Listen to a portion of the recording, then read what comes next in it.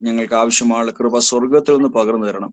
ദൈവം ഞങ്ങളെ സഹായിച്ചിട്ടല്ലാതെ ഞങ്ങൾക്ക് വേറെ ഒന്നും ഞങ്ങളുടെ കയ്യിലില്ല കർത്താവ്. അതിന് വചനം പഠിപ്പാൻ, കർത്താവിനോടുള്ള ബന്ധത്തിൽ, ദൈവകൃപയിൽ, ദൈവഭക്തിയിൽ അനുദിനം ഞങ്ങളുടെ ജീവിതത്തെ വളരുവാൻ, അതിന് വചനത്തോട് ചേർന്നിരിപ്പാൻ നീ ഞങ്ങളെ കൃപ ചെയ്യണമെന്ന് പ്രാർത്ഥിക്കുന്നു. ഈ GML കൂടെ ഞങ്ങൾക്ക് അങ്ങനെ എല്ലാ ദിവസവും ദൈവവചന ധ്യാനത്തിന് ഒരുക്കി തരുന്ന വലിയ സമയത്തിനായി, സന്ദർഭത്തിനായി നന്ദിയോടെ സ്തോത്രം. എല്ലാ പ്രവർത്തനങ്ങളും ഒരിക്കൽ കൂടെ അവിടുത്തെ കരങ്ങളിലേക്ക് ഏൽപ്പിക്കട്ടെ. അവിടുത്തെ നാമം മഹത്വപ്പെടുവാൻ ദൈവം ഇടയാക്കി തീർക്കണം. പ്രാർത്ഥന കേട്ടതുകൊണ്ട് സ്തോത്രം. യേശു ക്രിസ്തുവിന്റെ ധന്യമുള്ള നാമത്തിൽ തന്നെ ആമേൻ. കഴിഞ്ഞ ദിവസം നമ്മൾ ഈ വിഷയത്തോടുള്ള ബന്ധത്തിൽ ഒരു പ്രാരംഭമായ ഒരു തീത്തോസിന്റെ ലേഖനത്തിന്റെ വിവിധ വശങ്ങൾ ഒന്ന് പറയുവാനായിട്ട് ഞാൻ ശ്രമിച്ചു. എന്നെ കേൾക്കുന്ന എല്ലാവരും സമയമെടുത്ത് ആ 3 അധ്യായങ്ങൾ ഒന്ന് വായിക്കാൻ സമയമെടുത്ത് കാണും എന്ന് ഞാൻ വിശ്വസിക്കുന്നു. ഞാൻ ഒരിക്കൽ കൂടെ ഒന്ന് പറഞ്ഞു കൊള്ളട്ടെ. ഞാൻ അതിന്റെ ഒരു 7 ഘട്ടങ്ങളാണ് പറഞ്ഞത്. ഈ ദൈവഭക്തിയിൽ നമുക്ക് ജീവിക്കാൻ കഴിയുന്നതിനോടുള്ള ബന്ധത്തിൽ ഒന്ന് അതിന്റെ ഒരു പ്രക്രിയ, പ്രോസസ് കണ്ടു. അതിന്റെ ഒരു ചിത്രം എങ്ങനെയാണ്, അതിനകത്തൊരു ചില വാക്കുകൾ ഞാനൊന്ന് പറഞ്ഞു. അതിന്റെ ചില വിശദാംശങ്ങൾ നമുക്ക് നോക്കാൻ, നിങ്ങൾ തന്നെ വായിച്ചാൽ മനസ്സിലാക്കാൻ കഴിയുന്നതേ ഉള്ളൂ എന്നും ഞാൻ പറഞ്ഞു. അതിന്റെ ചിത്രം എങ്ങനെയാണ് യാതൊരു തരത്തിലും ഒരു കുറ്റം ഇല്ലാത്ത ഒരു ജീവിതത്തിൽ, ബ്ലെയിംലെസ് ക്രിസ്ത്യൻ ലൈഫ്. 3, അതിന്റെ ഒരു പ്രകൃതി, അല്ലെങ്കിൽ ഏത് തരത്തിലുള്ള രീതികളൊക്കെ വരാം.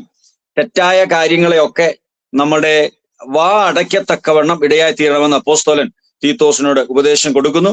ആ ഒരു ദേശത്തെ ക്രേത്തയിൽ തീത്തോസിനെ അപ്പോസ്തലൻ ആക്കി. അതൊക്കെ മുൻപോട്ടുള്ള വേദഭാഗങ്ങൾ നമുക്ക് കാണുവാൻ സാധിക്കും. അതിന്റെ ഒരു പ്ലാറ്റ്ഫോം എങ്ങനെയാണ്, അതിന്റെ കഴിഞ്ഞ കാലം നമ്മൾ അനുഭവിച്ച ദൈവകൃപ ഇപ്പോൾ നമ്മെ ലോകത്തിൽ ഭക്തിയോടെ ജീവിപ്പാൻ ആക്കി വെച്ചിരിക്കുന്നു. അതൊരു പ്രത്യാശയ്ക്കായിട്ടാണ് എന്നുള്ളതൊക്കെ നമുക്ക് കണ്ടു. അതിന്റെ 5ാമത് അതിന്റെ ഒരു വഴി ഏത് നിലയിലാണ് കർത്താവിന് കീഴടങ്ങി, ദൈവഹിതത്തിന് കീഴടങ്ങി, ദൈവവചനം അനുസരിച്ച് ദൈവീയ പ്രവൃത്തിക്ക് നമ്മളെ തന്നെ ലഭ്യമാക്കി തീർക്കുന്ന ഒരനുഭവത്തെ കുറിച്ച് പറഞ്ഞു.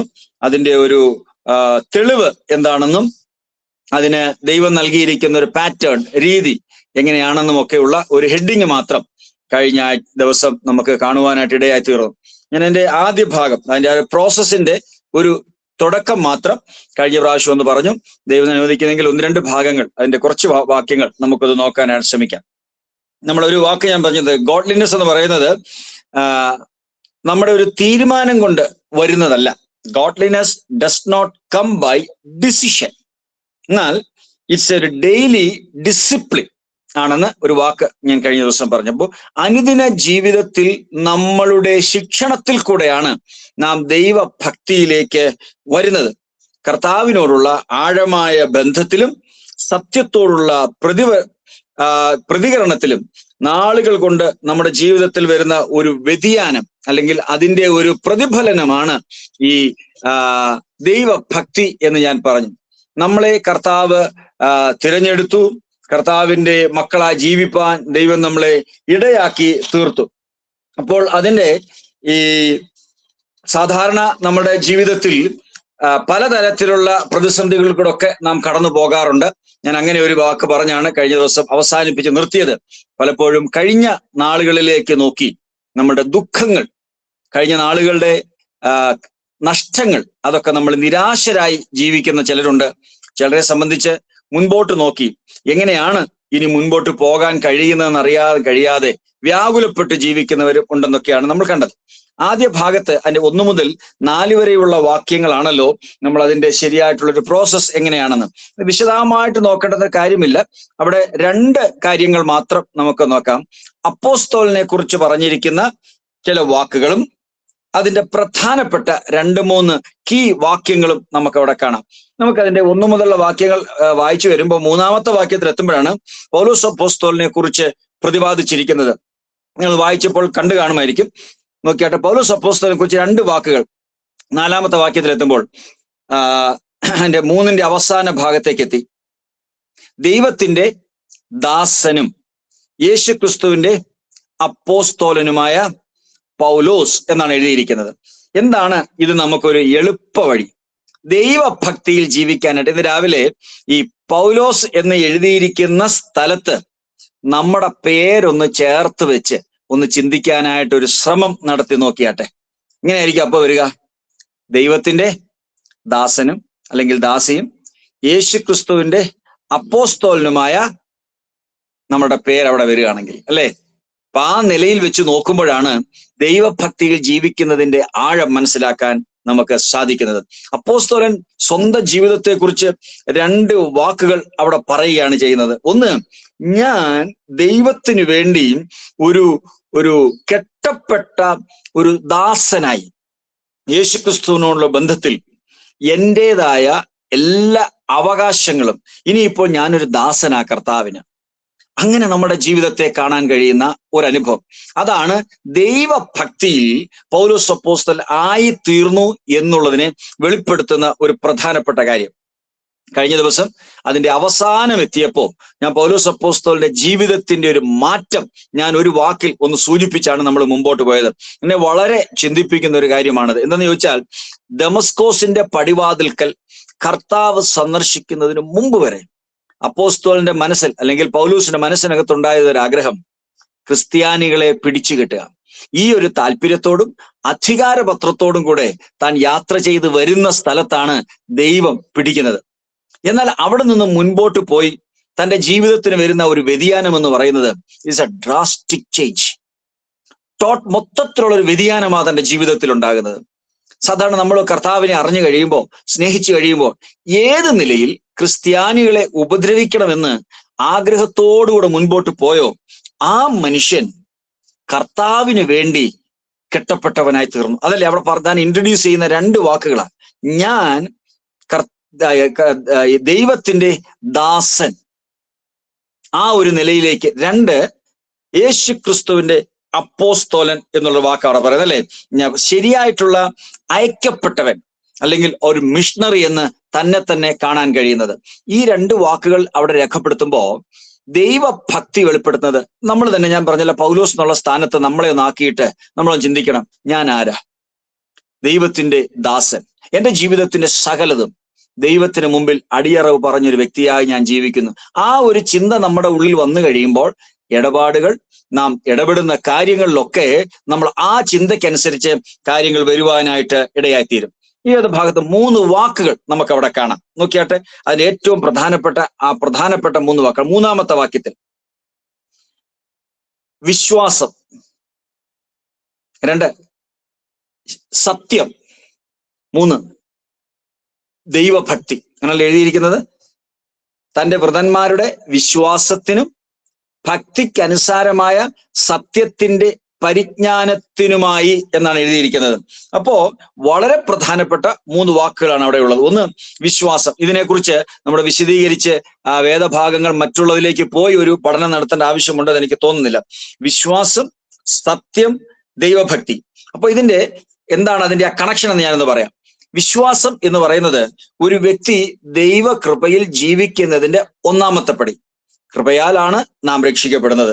അത് കണ്ടാൽ ഞാൻ വാതിൽക്കൽ നിന്ന് മുട്ടുന്നു, അത് നമ്മൾ കേട്ടു, കർത്താവിന്റെ വകയായി തീർന്നു, ദൈവത്തിനുള്ളവരായി നമ്മളുടെ ജീവിതത്തെ ദൈവകരങ്ങളിലേക്ക് ഏൽപ്പിച്ചു, ദൈവ പൈതലായി ജീവിക്കുവാനായി നാം തീരുമാനിക്കുന്നു. അത് ബൈ ഫെയ്ത്ത്, വിശ്വാസത്താൽ. കൃപയാലല്ലോ നിങ്ങൾ വിശ്വാസം മൂലം രക്ഷിക്കപ്പെടുന്നത്. അപ്പൊ നമുക്കൊരുണ്ട്, നമ്മളുടെ തീരുമാനമോ നമ്മളുടെ വിശ്വാസമോ അല്ല രക്ഷയ്ക്കാധാരം. രക്ഷയ്ക്ക് വേണ്ടുന്നതെല്ലാം കർത്താവ് നമുക്ക് വേണ്ടി കാൽവറിയിൽ ചെയ്തു കഴിഞ്ഞു, അല്ലെ? പലപ്പോഴും ഞാൻ തീരുമാനിച്ചു, എന്റെ തീരുമാനമല്ല ഒരിക്കലും കർത്താവിന്റെ വകയായി തീരുന്നതിന്റെ ആധാരം.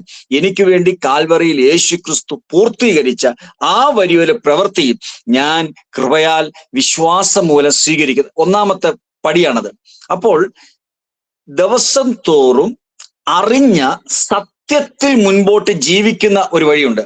അപ്പൊ ദൈവഭക്തി നാളുകളുടെ പരിചയം കൊണ്ടല്ല നാം ആർജിച്ചെടുക്കുന്നത്. എന്നാൽ വ്യക്തിപരമായ ദൈവത്തോടുള്ള ബന്ധത്തിൽ കർത്താവിനെ അറിഞ്ഞൊരു വ്യക്തിയിൽ ഈ സത്യത്തിൽ നടക്കുന്നത് ഉണ്ടാകണം. അപ്പൊ അതിന് ദൈവവചനം അറിയണം, ഈ കർത്താവിനെ അറിയണം. എന്ത് നാം ദൈവത്തോടുള്ള ബന്ധത്തിൽ ആകണം എന്ന് അറിയണം. അതാണ് കർത്താവിൽ വളരുവാൻ, കർത്താവിനുള്ള ബന്ധത്തിൽ ജീവിപ്പാൻ നമ്മെ സഹായിക്കുന്നത്. അതിന് കർത്താവിനെ കൂടുതൽ അറിയാനുള്ള ദാഹം. അത് എന്നെ ഇന്ന് കേട്ടുകൊണ്ടിരിക്കുന്ന എല്ലാ ദൈവമക്കളെ സംബന്ധിച്ച് ഞാൻ ദൈവത്തിന് സ്തോത്രം ചെയ്യുന്നത് അതിരാവിലെ എഴുന്നേറ്റിരുന്ന് ദൈവത്തോടുള്ള ബന്ധത്തിൽ ജീവിക്കുന്നതിന്, വചനം അറിയുവാനും പഠിക്കുവാനുമുള്ള നിങ്ങളുടെ വലിയൊരു താല്പര്യം അതിന് നമ്മെ സഹായിക്കുന്നു. അപ്പോൾ അതിന് ഇടയാക്കി തീർക്കുന്ന ഒന്ന് രണ്ട് കാര്യങ്ങളാണ്. ഒന്ന്, ദൈവത്തോടുള്ള നമ്മളുടെ കൂട്ടായ്മ. യോഹന്നാന്റെ 1-ാമത്തെ ലേഖനം പഠിക്കുമ്പോൾ നമുക്കത് കാണുവാനാണ് സാധിക്കും. നമുക്ക് ദൈവത്തോട് കൂട്ടായ്മ ഉണ്ടെങ്കിൽ എന്നാണ് അവിടെ പറഞ്ഞിരിക്കുന്നത്, അല്ലെ? യോഹന്നാന്റെ 1-ാമത്തെ ലേഖനം വിശ്വാസികൾക്ക് എഴുതുന്ന ഒരു ലേഖനമാണ്. അപ്പോൾ അവിടെ ആ വാക്യത്തിൽ ഒന്ന് രണ്ട് വാക്കുകൾ ഞാനൊന്ന് വായിച്ചു കൊള്ളട്ടെ. 5-ാമത്തെ, ദൈവം വെളിച്ചമാകുന്നു, അവനിൽ ഇരുട്ടൊട്ടുമില്ല എന്നുള്ളത് നിങ്ങൾ അവനോട് കേട്ട് നിങ്ങളോട് അറിയിക്കും ദൂതാകുന്നു. അവനോട് കൂട്ടായ്മ ഉണ്ട് എന്ന് പറയുകയും ഇരുട്ടിൽ നടക്കുകയും ചെയ്താൽ നാം ഫോഷ്ക്ക് പറയുന്നു, സത്യം പ്രവർത്തിക്കുന്നതുമില്ല. അപ്പോൾ ദൈവത്തോട് കൂട്ടായ്മ ഉള്ളവരായി, ദ ഫെലോഷിപ്പ് വിത്ത് ഗോഡ്, ദൈവവുമായിട്ടുള്ളൊരു കൂട്ടായ്മ ഉള്ളവരായി നാം ആയിരിക്കണം. അപ്പോൾ നാം സത്യം പ്രവർത്തിക്കുന്നവരായിരിക്കും. വെളിച്ചത്തിൽ നടക്കുന്നു എങ്കിൽ നമുക്ക് തമ്മിൽ കൂട്ടായ്മ ഉണ്ട് എന്നാണ് പറഞ്ഞിരിക്കുന്നത്. വെളിച്ചത്തിൽ നടക്കുന്നു എങ്കിൽ. ഞാൻ ഇനി ആ വെളിച്ചത്തെ കുറിച്ചുള്ള വിശദാംശങ്ങളിലേക്ക് പോകാനായിട്ട് താല്പര്യപ്പെടുന്നില്ല. വെളിച്ചം പലപ്പോഴും പലതും റിവീൽ ചെയ്യുന്നതാണ്, അല്ലെ? വെളിച്ചം സകലത്തെയും വെളിപ്പെടുത്തുന്നതാണ്. വെളിച്ചം വഴികാട്ടി തരുന്നതാണ്.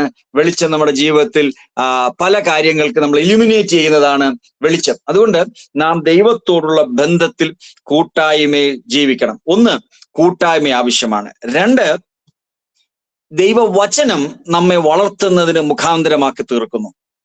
ദൈവവചനം, ഞാൻ പറയട്ടെ, ഭക്ഷണം എന്ന നിലയിൽ നമ്മുടെ വിശ്വാസ ജീവിതത്തെ ബലപ്പെടുത്തുന്നതിന് ആവശ്യമാണ്. ഇപ്പൊ കൂട്ടായ്മ എന്ന് പറയുന്നത് നമ്മുടെ അറിവിനെ, അല്ലെങ്കിൽ സെൻസിറ്റിവിറ്റി എന്ന് പറയുന്നത്, നമ്മുടെ എങ്ങനെയാണെന്നുള്ളത് നമ്മെ ബോധ്യപ്പെടുത്തുമ്പോൾ അനുദിന ജീവിതത്തിന് നമ്മുടെ ബലവും ശക്തിയും തരുന്നതിന് ദൈവവചനം നമുക്ക് ശക്തി നൽകുന്ന ഒന്നാണ്. ദൈവവചനം അനുദിനം കേൾക്കുന്നതാണ് നമ്മുടെ ജീവിതത്തിൽ ഒരു മാറ്റം ഉണ്ടാക്കി തരുന്നത്. നമ്മുടെ സ്വഭാവത്തിൽ, ഇടപെടലുകളിൽ അത് പുറത്തു വരുമ്പോഴാണ് ദൈവഭക്തരായി നമുക്ക് ജീവിക്കുന്നത്. അപ്പൊ അനുദിന ജീവിതത്തിൽ ദൈവഭക്തിയിൽ വളരുന്നതിന് ഒന്ന്, ദൈവത്തോടുള്ള കൂട്ടായ്മ. ഇപ്പൊ ഞാൻ സാധാരണ പറയുന്നൊരു കാര്യമുണ്ട്, ദൈവത്തോട് നമുക്ക് കൂട്ടായ്മ അല്ലെങ്കിൽ അടുത്ത ബന്ധം ഇല്ലെങ്കിൽ നമുക്ക് ആരുമായിട്ടാണ് ബന്ധമുള്ളത്? അനുദിന ജീവിതത്തിൽ അടുത്ത ബന്ധം കർത്താവിനോട് നമുക്കുണ്ടാകണം. കർത്താവിനോട് അകലുന്നെങ്കിൽ അതിന്റെ അർത്ഥം നാം മറ്റൊരു സ്ഥലത്തേക്ക് അടുക്കുന്നതാണ്. അപ്പോൾ കർത്താവിനോട് അടുത്ത ബന്ധമുള്ളവരായി ജീവിപ്പാൻ നമുക്കിടയായിത്തീരണം.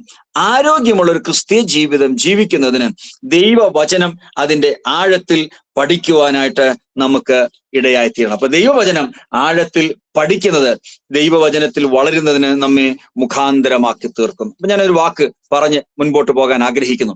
അപ്പോ ദൈവഭക്തി എന്ന് പറയുന്നത് സത്യത്തിൽ ഉള്ള വളർച്ചയുടെ ഒരു റിസൾട്ടാണ്. എൻ്റെ ഉള്ളിൽ ദൈവിക പദ്ധതിയിലൂടെ നടക്കുമ്പോൾ എന്നിലൂടെ പുറത്തു വരുന്ന ഒരു സ്വഭാവ രീതി, അല്ലെങ്കിൽ എൻ്റെ ഇടപാടുകളിൽ, എൻ്റെ പ്രവർത്തനങ്ങളിൽ കൂടെയാണ് ആ ദൈവഭക്തി വെളിപ്പെടുന്നത്. ദൈവവചനത്തോടുള്ള എൻ്റെ അനുസരണം എന്നെ ദൈവഭക്തിയിൽ വളർന്നു വരുന്നതിന് ഇടയായിത്തീരും. ദൈവവചനം എങ്ങനെയാണ് നമ്മുടെ ഹൃദയത്തിൽ പ്രവർത്തിക്കുന്നത്? ദൈവവചനം ഏതെല്ലാം നിലയിൽ നമ്മളെ പ്രവർത്തിക്കും? ഞാൻ വിശുദ്ധ മത്തായിയുടെ സുവിശേഷം 13-ാമത്തെ അധ്യായത്തിൽ കർത്താവ് ഒരു ഉപമയിൽ കൂടെ നമ്മെ പഠിപ്പിക്കുന്ന ഒരു കാര്യമാണ്. നമുക്ക് എല്ലാവർക്കും അറിയാം, വിത്ത് വിതയ്ക്കുന്ന ഒരാളിന്റെ ഉപമ പറയുമ്പോൾ അത് പലയിടങ്ങളിലാണ് അത് വീഴുന്നത്. ഒന്ന്, വഴിയരികെ വീണു. രണ്ടത് പാറസ്ഥലത്ത് വീണു. മൂന്ന്, മുള്ളിന്റെ ഇടയിൽ വീണു. ചിലത് നല്ല നിലത്ത് വീണു. അതാണ് 30, 60, 100 മേനി വിളയാനായിട്ട് ഇടയായി തീർന്നത്. നമുക്കറിയാം, ആ വിത്ത് ദൈവവചനത്തെയും നിലം ഈ വചനത്തെ സ്വീകരിക്കുന്ന വ്യത്യസ്തമായ നമ്മളുടെ ഹൃദയങ്ങളെയും സൂചിപ്പിക്കുന്നതാണെന്ന് നമുക്കറിയാം.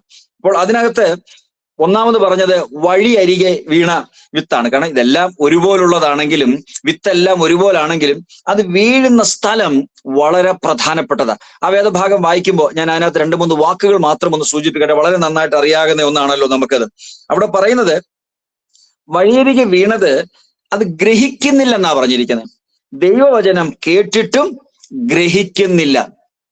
ഈ ഉപമ പറയുമ്പോൾ തന്നെ കർത്താവ് പറയുന്നുണ്ട്, എന്തിനാണ് ഈ ഉപമ പറയുന്നത്? നിങ്ങൾ കേട്ടിട്ടും ഗ്രഹിക്കുന്നില്ല എന്ന് യെശയ്യാ പ്രവാചകൻ പറഞ്ഞിരിക്കുന്നത് പോലെ, അല്ലെ? നിങ്ങൾ ഗ്രഹിക്കുന്നില്ല. നമ്മൾ സാധാരണ പറയുന്ന ഒരു കാര്യമുണ്ട്, ഒരു ചെവിയിൽ കൂടെ കേട്ട് മറ്റേ ചെവിയിൽ കൂടെ ഇറങ്ങിപ്പോ. ദൈവവചനം കേൾക്കുമ്പോൾ ഉണ്ടാകുന്ന വലിയ ഒരു ഇതാണ്, അത് കേൾക്കുന്നു, പക്ഷെ നമ്മളത് ഗ്രഹിക്കുന്നില്ല. അപ്പൊ എന്താ സംഭവിക്കുന്നത്? ദുഷ്ടൻ വന്ന് അത് എടുത്തുകൊണ്ട് പോകുന്നു. ദൈവവചനം കേൾക്കുന്ന ആളുകളെ സംബന്ധിച്ചിടത്തോളം ദൈവഭക്തിയിൽ വളരണമെങ്കിൽ ദൈവവചനം സെലക്റ്റീവായിട്ട് ഒരിക്കലും കേൾക്കാൻ താല്പര്യപ്പെടരുത്. പലപ്പോഴും നമ്മൾ സെലക്റ്റീവായിട്ട് എന്ന് പറഞ്ഞാൽ എനിക്ക് സുഖമുള്ളത്, നല്ലതെന്ന് തോന്നുന്നത്, കൊള്ളാമെന്ന് തോന്നുന്നതിനെ എടുക്കാനും കേൾക്കാനുമുള്ള ഒരു വ്യഗ്രത പലപ്പോഴും. അതെന്താ അങ്ങനെ വരുന്നത്? എല്ലാവരെയും സംബന്ധിച്ചുമല്ല, ചിലരെ സംബന്ധിച്ച് അനുഗ്രഹം അല്ലെങ്കിൽ വളർച്ച അല്ലെങ്കിൽ പ്രോസ്പെരിറ്റി എന്നുള്ള വാക്കുകളൊക്കെ കേൾക്കാൻ വലിയ സന്തോഷമാണ്. പാപത്തെക്കുറിച്ചോ റിപ്പന്റൻസിനെ കുറിച്ചോ സ്നേഹത്തെക്കുറിച്ചോ അനുസരണത്തെക്കുറിച്ചോ ഒരു കറക്ഷനോ വന്നാൽ നമുക്ക് വലിയ താല്പര്യം ഉണ്ടാകാൻ സാധ്യതയില്ല. അപ്പോൾ എന്റെ കൺവീനിയൻസ് ഓർ ദ കംഫർട്ട്, എന്റെ സൗകര്യമോ സുഖമോ ആണ് ദൈവവചനം കേൾക്കാൻ നമ്മെ പലപ്പോഴും താല്പര്യപ്പെടുത്തുന്നത്. അതല്ല ദൈവവചനം കേൾക്കുന്നതിന്. അങ്ങനെയുള്ളപ്പോൾ നമ്മുടെ ഉള്ളിൽ വീഴുന്ന ദൈവവചനം ദുഷ്ടൻ എടുത്തുകൊണ്ടു പോകുന്നതായി തീരും. അത് വഴിയരികി വീണതുപോലാകും. രണ്ടാമതൊരു കാര്യമുണ്ട്, അത് പാറസ്ഥലത്ത് വീണെന്ന അൺപ്രൊഡക്റ്റീവ്. വീഴുന്നോന്ന് ചോദിച്ചാൽ കേൾക്കുന്നോന്ന് ചോദിച്ചാൽ കേൾക്കുന്നുണ്ട്, നന്നായി കേൾക്കാനുള്ള താല്പര്യമുണ്ട്, പക്ഷേ അത് നന്നായി വളരാൻ അവിടുത്തെ സാഹചര്യം ഇടയാക്കുന്നില്ല. അത് വീഴുന്നെങ്കിലും അത് ശരിയായി വളരാൻ അല്ലെങ്കിൽ ഫലം കൊടുക്കാനായിട്ട് ഇടയായി തീരുന്നില്ല. കാരണം ദൈവവചനം കേട്ട് മുൻപോട്ട് പോകുവാൻ അതിന് ഇടയാകാത്തവണ്ണമുള്ള ഒരു ചുറ്റുപാടാണ് അവിടെ ഉള്ളത്. പലപ്പോഴും ദൈവവചനം നമ്മൾ കേൾക്കുന്നവരാണെങ്കിലും പുറത്ത് അതിന് തക്കവണ്ണമുള്ള ഒരു സ്വഭാവം ജീവിതത്തിൽ നിന്ന് പുറത്തു വരുന്നില്ല. അതിന് കൊടുക്കേണ്ടുന്ന വില കൊടുക്കാൻ നാം തയ്യാറാകുന്നില്ല. മൂന്നാമത് അവിടെ പറഞ്ഞത് ഇങ്ങനെയാണ് എഴുതിയിരുന്നത്, ഇത് വീഴുന്നത് ഒരു മുള്ളിന്റെ ഇടയിൽ വീഴുന്നത്. ലോകത്തിന്റെ ചിന്തകൾ അതിനെ ഞെരുക്കിക്കളയുന്നെന്നാ പറയുന്നത്. ദൈവവചനം കേൾക്കുന്നുണ്ടോ എന്ന് ചോദിച്ചാൽ ദൈവവചനം കേൾക്കുന്നുണ്ട്, പക്ഷേ മറ്റു പല കാര്യങ്ങൾ നമ്മെ ഞെരുക്കിക്കളയുന്നു. അപ്പൊ നമ്മൾ ചോദിക്കും, പല കാര്യങ്ങളിൽ ഇടപെടണ്ടേ, പണസമ്പാദനം വേണ്ടേ, ജോലി ചെയ്യണ്ടേ? ശരിയാ. ഇപ്പൊ ഞാനൊരു കാര്യം പറയും, ജോലി ചെയ്യുന്ന തെറ്റല്ല, പണസമ്പാദനം തെറ്റല്ല. എന്നാൽ ദൈവഭക്തിയിൽ ജീവിക്കുന്നതിനെ താഴ്ത്തി കളയുവാൻ നമ്മുടെ ജോലിയോ ഇടപാടുകളോ ഇടയായി തീരരുത്. അതെങ്ങനെയാണ് ചിലപ്പോൾ ചിന്തിക്കും. നിങ്ങൾ കേട്ടിട്ടുള്ളതായിരിക്കാം, പണ്ട് ഈ കരിമ്പിൽ ചെറിയാച്ചൻ എന്ന് പറയുന്ന ഒരു ദൈവഭക്തനായ മനുഷ്യനുണ്ടായിരുന്നു. അദ്ദേഹത്തിന്റെ കരിമ്പ് കൊണ്ടുവന്ന് മാർക്കറ്റിൽ കൊടുക്കുമ്പോൾ അത് എടുക്കുന്ന ആളുകള് ക്രിസ്ത്യാനികളല്ല, അക്രൈസ്തവരാണെങ്കിൽ പോലും ഇത് എവിടെ നിന്നാണ് കൊണ്ടുവരുന്നതെന്ന് അദ്ദേഹം തിരക്കും. അവർ ചോദിക്കുമ്പോൾ ഇന്ന ആളിന്റെ അടുത്ത് നിന്ന്, അത് കരിമ്പിൽ ചെറിയാച്ചന്റെ അടുത്ത് നിന്ന് കൊണ്ടുവന്നതാണെന്ന് കേട്ടാൽ അവർ തൂക്കിപ്പോലും നോക്കത്തില്ലെന്നാണ് പറയുന്നത്. അവർക്കത് തൂക്കി നോക്കണം. ഒരു കാര്യം ഉറപ്പാ, അദ്ദേഹത്തിന്റെ വീട്ടിൽ നിന്ന് കൊണ്ടുവന്നതാണെങ്കിൽ അതിന്റെ തൂക്കത്തിന് ഒരു കുറവും ഉണ്ടാകുകയില്ല എന്ന് ഉറപ്പാ. അപ്പൊ നമ്മളെ സംബന്ധിച്ചിടത്തോളം ഇന്നയാളെന്ന് പറഞ്ഞാൽ ആ ആളിന്റെ ഇടപാടിൽ രീതികളിൽ സംബന്ധിച്ച് കുറവ് വരികയില്ല എന്ന് മറ്റുള്ളവർക്കൊരു ഉറപ്പ് നമ്മുടെ ജീവിതത്തിൽ ഉണ്ടാകുന്നു. അപ്പോൾ ദൈവവചനം കേട്ട് കഴിയുമ്പോൾ അത് നമ്മുടെ ജീവിതത്തിൽ വളരുന്നതിന് ഇടയായിത്തീരുന്ന ഒരു അനുഭവം ഉള്ളവരായി തീരണം. അതാണ് ആഗ്രഹിക്കുന്നത്. അപ്പോ ദൈവഭക്തിയിൽ വളരുന്നതിന് ഏറ്റവും പ്രധാനപ്പെട്ട കാര്യം നാം ദൈവവചനം അറിയുന്നവരായി അല്ലെങ്കിൽ ദൈവവചനത്തിൽ വളരുന്നവരായി തീരണം. ഞാൻ ഒരു 4-ാമത്തെ വാക്യത്തിൽ നമ്മൾ എത്തി നിൽക്കുമ്പോൾ ഇങ്ങനെയാണല്ലോ നാം വായിക്കുന്നത്, പിതാവായ ദൈവത്തെ നമ്മുടെ രക്ഷിതാവായ യേശുക്രിസ്തുവിൽ നിന്നും നമുക്ക് കൃപ. ആ 4 വാക്യങ്ങളിൽ നമ്മൾ വായിച്ചു വരുന്നാൽ മനസ്സിലാക്കാൻ ശ്രമിച്ചാൽ, ഞാൻ ഇത്രയും പറഞ്ഞതനുസരിച്ച് ചില വാക്യങ്ങൾ പറഞ്ഞ് അതിന്റെ മുൻപോട്ടുള്ള 2-ാമത്തെ ഭാഗത്തേക്ക് ഒന്ന് പോകാനായിട്ട് ആഗ്രഹിക്കുക. അനുഭവം കൊണ്ട് നാം ദൈവഭക്തി നമ്മിൽ വരുന്നില്ല, അല്ലെങ്കിൽ ദീർഘനാളുകൾ കൊണ്ട് ദൈവഭക്തിയിലേക്ക് നാം വരുന്നില്ല. പിന്നെയോ ദൈവവചനത്തിന്റെ പഠനവും ദൈവവചനത്തെ അനുസരിച്ച് ജീവിക്കുവാനുമുള്ള നമ്മളുടെ തീരുമാനമാണ് നമ്മെ ദൈവഭക്തിയിൽ വളർത്തുന്നത്. 2, അധികം ദൈവവചനം നാം അറിയുകയും മനസ്സിലാക്കുകയും ചെയ്യുന്നത് കൊണ്ട് നാം ദൈവം എന്ത് എന്നിൽ നിന്ന് ആഗ്രഹിക്കുന്നുവോ അതുപോലെ ജീവിക്കാൻ നാം തീരുമാനമെടുക്കും. 3, ഇതിന്റെ വിശ്വാസത്തിലേക്ക് വന്ന ഒരു ആൾ ദൈവവചനം ദിവസം തോറും കേട്ട് മനസ്സിലാക്കുകയും ദൈവഭക്തിയിലേക്കുള്ള വളർച്ചയിലേക്ക് പോകുകയും ചെയ്യുന്നവരായി തീരണം. ക്രിസ്തുയേശുവിലുള്ള പുതിയ ജീവിതം ദൈവവചന പഠനത്തിലും അതിനുള്ള നമ്മുടെ ആ ദാഹം, അതിനുള്ള താല്പര്യം വർദ്ധിപ്പിക്കുന്നത് ആയി തീരണം. പിന്നെ ഒരു സേവനത്തിലുള്ള നമ്മളുടെ വലിയ താല്പര്യം അത് മാത്രമല്ല, ദൈവത്തോടുള്ള നമ്മുടെ ആഴമായ ആഗ്രഹമാണ് ദൈവഭക്തിക്ക് നമ്മെ ഇടയാക്കി തീർക്കുന്നത്. ഞാൻ ആ 3 വാക്കുകൾ പറഞ്ഞ് ആ വേദഭാഗം അവിടെ അവസാനിപ്പിക്കാനായിട്ട് ആഗ്രഹിക്കുകയാണ്. രണ്ടാമത് നമ്മൾ പറഞ്ഞത് അതിന്റെ ഒരു പ്രോസസ്സാണ്. ഈ 5 മുതൽ 9 വരെയുള്ള വാക്യങ്ങളാണല്ലോ അതിന്റെ പ്രോസസ്സിന്, അതിന്റെ ഒരു പിക്ചർ, ശരിയായിട്ടുള്ള ഒരു എന്താണ് അതിന്റെ ഒരു ചിത്രം എന്ന് നമ്മൾ നോക്കാനിടയായി തീർന്നു. അതിനകത്ത് ശരിയായ സ്വഭാവത്തിന്റെ ഒരു വഴി അവിടെ കാണുവാനായിട്ട് സാധിക്കും. സാധാരണ ദൈവഭക്തിയിൽ ജീവിക്കുന്നവരുടെ ജീവിതത്തിന്റെ ഒരു സ്വഭാവം, അല്ലെങ്കിൽ ചിലരെ സംബന്ധിച്ചിടത്തോളം നമ്മൾ എന്താ പറയുന്ന ഒരു ഹിപ്പോക്രസി ജീവിക്കാനായിട്ട് ആഗ്രഹിക്കുന്ന ആളുകളുണ്ട്. എന്താണ്? ദൈവികമല്ലാത്ത അവരുടെ സ്വഭാവത്തെ മറച്ചു വെച്ചിട്ട് ഞാൻ ഇങ്ങനെ അല്ല എന്ന് വെളിപ്പെടുത്തുവാൻ, പ്രകടിപ്പിക്കാൻ ശ്രമിക്കുന്ന രീതിയാണത്. എന്നാൽ ദൈവവചനം പഠിക്കുകയും മനസ്സിലാക്കുകയും ചെയ്തു കഴിയുമ്പോൾ നമ്മുടെ ജീവിതത്തിൽ നിന്ന് പുറത്തു വരുന്ന ഒരു ദൈവ ശക്തിയുണ്ട്, അല്ലെങ്കിൽ ഒരു ദൈവ സ്വഭാവം നമ്മിൽ നിന്ന് പുറത്തു വരും. ചിലരെ സംബന്ധിച്ച് നമ്മുടെ ഈ ശബ്ദത്തിന്റെ രീതികളിൽ ദൈവഭക്തർക്കുണ്ടാകേണ്ടുന്ന ചില ശൈലികൾ ഉണ്ടായാൽ ദൈവഭക്തരാണ്. അങ്ങനല്ല. നമ്മുടെ ജീവിതത്തിൽ നിന്നും ഓട്ടോമാറ്റിക്കായിട്ട് പുറത്തു വരുന്ന ഒരു സ്വഭാവമാണ് ദൈവഭക്തി. അത് നമ്മുടെ ഉള്ളിൽ നിന്നും പുറത്തു വരുന്ന, അത് നമ്മൾ മനഃപൂർവ്വമായി ഉണ്ടാക്കിയെടുക്കാൻ ശ്രമിക്കുമ്പോൾ വരുന്നതല്ല. ഞാൻ ഒരു ഉദാഹരണം പറയുമ്പോൾ ചിലപ്പോൾ മനസ്സിലാകുമായിരിക്കും.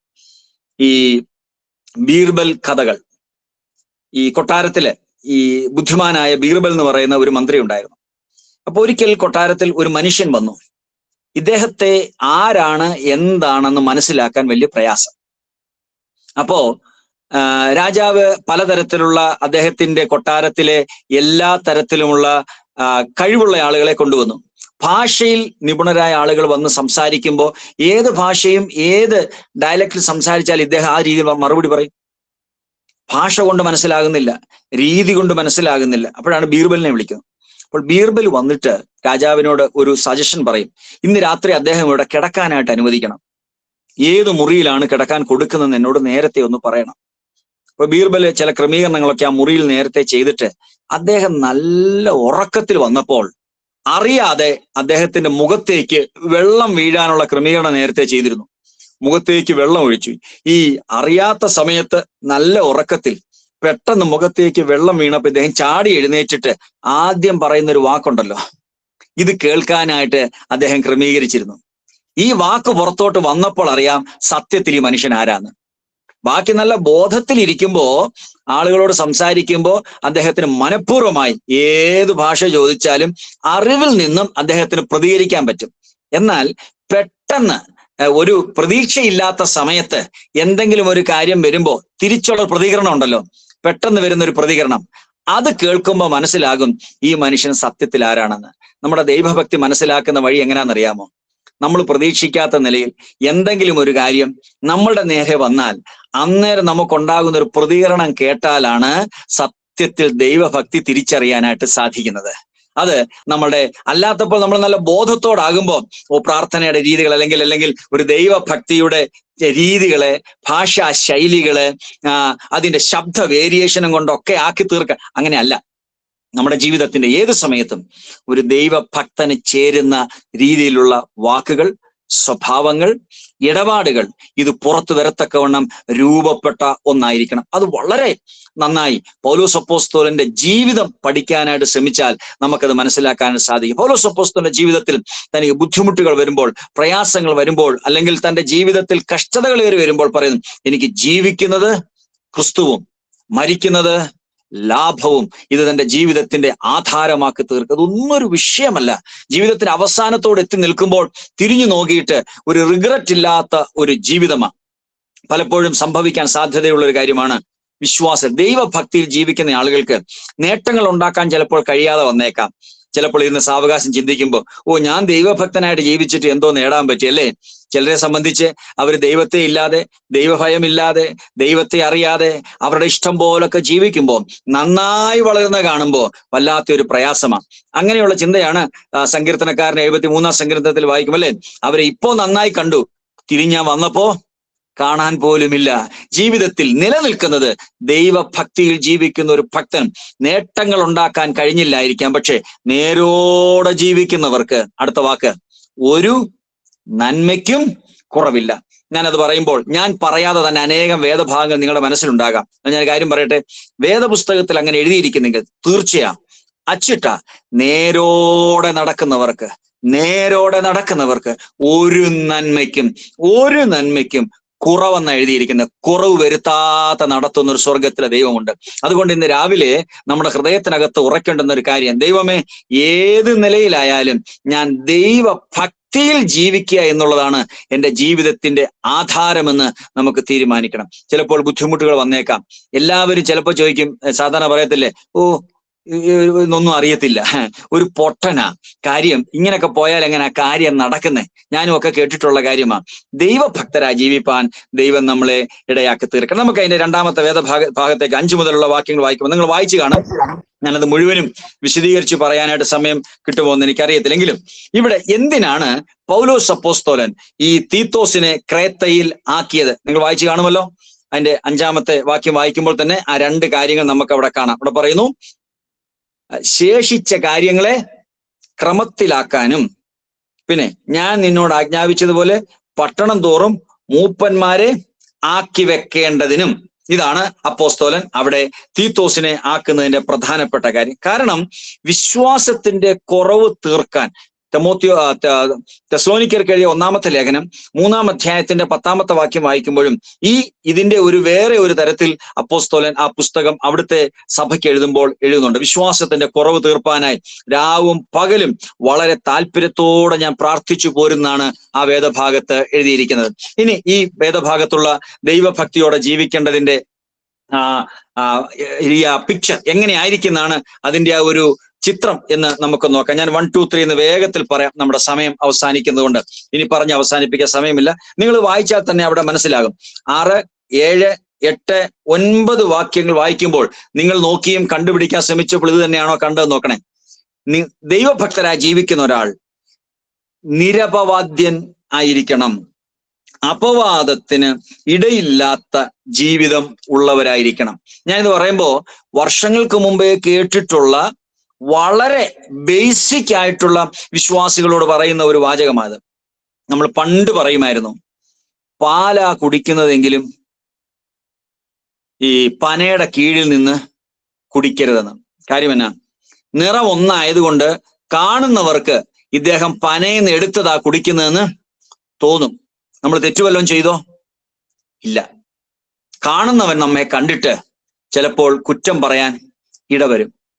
ചിലപ്പോൾ ഞാൻ നമ്മുടെ മിഷൻ ഫീൽഡിലുള്ള വിശ്വാസത്തിലേക്ക് വരുന്ന ആളുകളോട് പറയുമ്പോൾ ചിലപ്പോൾ പറയുന്നൊരു കാര്യമുണ്ട്, നിങ്ങൾ റോഡിൽ കൂടെ പോയപ്പോൾ പെട്ടെന്ന് നിങ്ങൾക്കൊരു ചേഞ്ച് വേണം, പൈസ കയ്യിലിരിക്കുന്നത് മാറിയെടുത്താൽ കൊള്ളാന്ന് ആഗ്രഹമുണ്ട്. അപ്പൊ നോക്കിയപ്പം കടയൊന്നും കാണുന്നില്ല, ഒരു മദ്യഷാപ്പാകണ്ടേ. മദ്യഷാപ്പിൽ കയറി ഞാൻ 500 രൂപയുടെ ചേഞ്ച് മേടിച്ചതേ ഉള്ളൂ.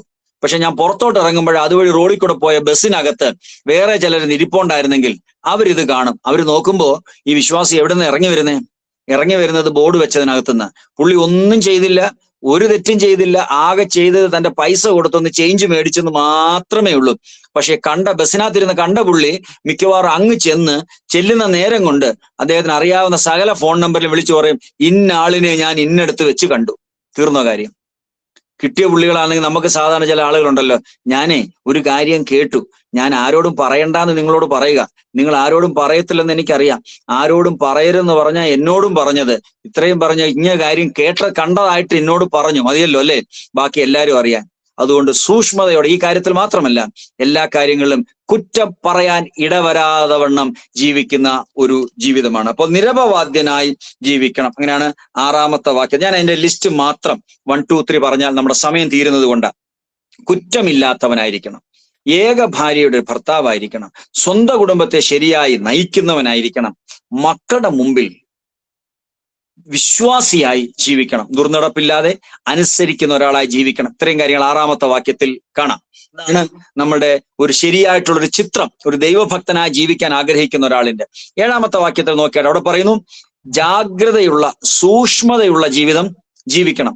ഇവിടെ ഈ അദ്ദേഹത്തിന് പറഞ്ഞു കൊടുക്കുമ്പോൾ സ്വന്തം ജനത്തെ കരുതുന്നവരാകണം എന്നൊരു വാക്കുണ്ട്.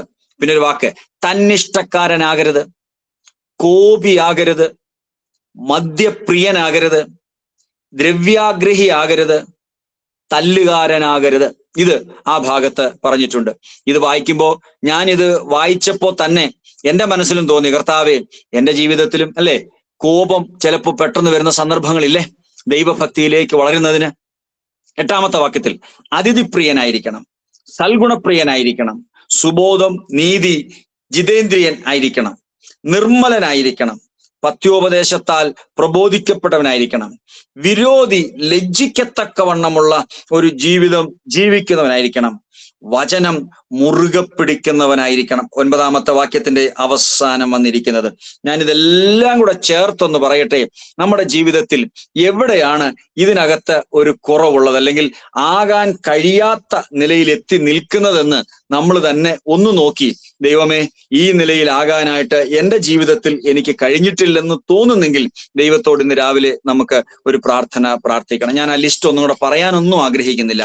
ഇന്ന് രാവിലെ കർത്താവെ, ദൈവഭക്തിയിൽ ജീവിക്കുന്നതിന് എന്റെ ജീവിതത്തിൽ എവിടെങ്കിലും ഒരു കുറവുണ്ടെങ്കിൽ, എനിക്ക് തോന്നുന്നത് ഇതിനകത്തെ മുഴുവൻ കാര്യങ്ങളിനകത്തും നമ്മൾ വളരെ ചേരുന്ന ആളുകളായിട്ടായിരിക്കാം ജീവിക്കുന്നത്. അപവാദത്തിനൊന്നും ഇന്ന് ഒരു ഇട കൊടുക്കാതെ ദൈവം കൊണ്ടുപോയി കുടുംബത്തോടുള്ള ബന്ധത്തിൽ ദൈവഭക്തിയിൽ കുഞ്ഞുങ്ങളെ വളർത്തുന്നതിന്, കുടുംബത്തിന്റെ കാര്യങ്ങളിൽ യാതൊരു തരത്തിലും തല്ലുകാരൻ ഒരിക്കൽ പോലും സമാധാനപ്രിയനായി, കോപമില്ലാതെ, തന്നിഷ്ടക്കാരനാകാതെ, ദ്രവ്യം ഉപയോഗിക്കുന്നല്ലാതെ അതിൽ വലിയ ആർത്തിയൊന്നുമില്ലാതെ ഉള്ളവരായി ജീവിപ്പാൻ ദൈവം നമ്മളെ ഇടയാക്കുന്നുണ്ടെങ്കിൽ ദൈവത്തിന് നന്ദിയോടെ സ്തോത്രം ചെയ്യാം.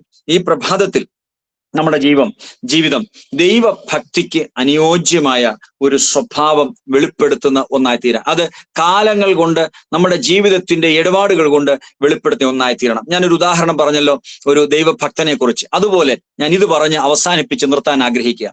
ഞാനും നിങ്ങളും പല ആളുകളോട് ഇടപെട്ട് ജീവിക്കുമ്പോൾ അവർ കാണുകയും കേൾക്കുകയും ചെയ്യുന്ന എൻ്റെ രീതികളും സ്വഭാവങ്ങളും കൊണ്ട് നാം പറയാതെ തന്നെ അവരുടെ ഉള്ളിൽ ഒരു ചിന്ത ഉണ്ടാകുവാൻ ഇടയായിത്തീരണം. ഈ ആളിൽ ഒരു വ്യത്യാസമുണ്ട്, അദ്ദേഹത്തിന്റെ ഇടപാടുകളിൽ, വാക്കുകളിൽ ഒരു ദൈവഭക്തി വെളിപ്പെടുന്നു എന്ന് അവർ ഗ്രഹിക്കത്തക്കവണ്ണമുള്ള ഇടപാടുകൾക്ക് മുഖാന്തരമായി തീരണം. അത് നമ്മുടെ ഭവനത്തിലുള്ളവരായി തീരണം. കുഞ്ഞുങ്ങൾക്ക് ഇതിന്റെ ഒരു ചെറിയ ചിന്ത കൊടുക്കാൻ കഴിയുന്ന ജീവിതം നമ്മുടെ ഭവനത്തിലുണ്ടാകണം. അതിനൊക്കെ എവിടെങ്കിലുമൊക്കെ ചെറിയ കോട്ടങ്ങളൊക്കെ വന്നു പോകാൻ സാധ്യതയുണ്ടെന്നാണ് എൻ്റെ ചിന്ത. ഇന്ന് രാവിലെ നമുക്കതിന് ദൈവത്തോടുള്ള ഒരു പ്രാർത്ഥന ഉണ്ടാകണം. കർത്താവെ, എൻ്റെ ഭവനത്തിലും പുറത്തും സഭയിലും എല്ലായിടത്തും എൻ്റെ ജീവിതവും എൻ്റെ ഇടപാടുകളും ദൈവത്തിന് പ്രസാദകരവും ദൈവഭക്തിക്ക് യോജിച്ചതുമായ നിലയിലായിത്തീരാൻ കർത്താവ് കൃപ തന്ന് സഹായിക്കുമാറാകണമേ എന്ന് നമുക്ക് ദൈവത്തോട് പ്രാർത്ഥിക്കാം. അതിനായി ദൈവത്തിന്റെ കരങ്ങളിലേക്ക് ഏൽപ്പിക്കാം. അപ്പോസ്തലൻ ഈ പുസ്തകത്തിൽ കൂടെ പറയുന്ന 2-3 കാര്യങ്ങൾ, അതിന്റെ വഴികൾ എങ്ങനെയായിരിക്കണം. ഞാൻ അതിന്റെ ഒരു ചെറിയ നക്ഷൽ നേരത്തെ തന്നു എങ്കിലും അതിന്റെ ചില വാക്കുകളുടെ വിശദീകരണം ചില ക്ലാസ്സുകളിൽ ഓടിച്ച് നമുക്കൊന്ന് പറഞ്ഞു തീർക്കാനായിട്ട് ശ്രമിക്കാം. ദൈവം അതിനെ നമ്മളെല്ലാവരെയും സഹായിക്കട്ടെ. ഇന്നത്തെ ദിവസം ദൈവം കൂടെ ഇരുന്നു കേട്ട എല്ലാവരെയും, ദൈവവചനം കേട്ട എല്ലാവരെയും ദൈവം സഹായിക്കുകയും ശക്തീകരിക്കുകയും ചെയ്യട്ടെ.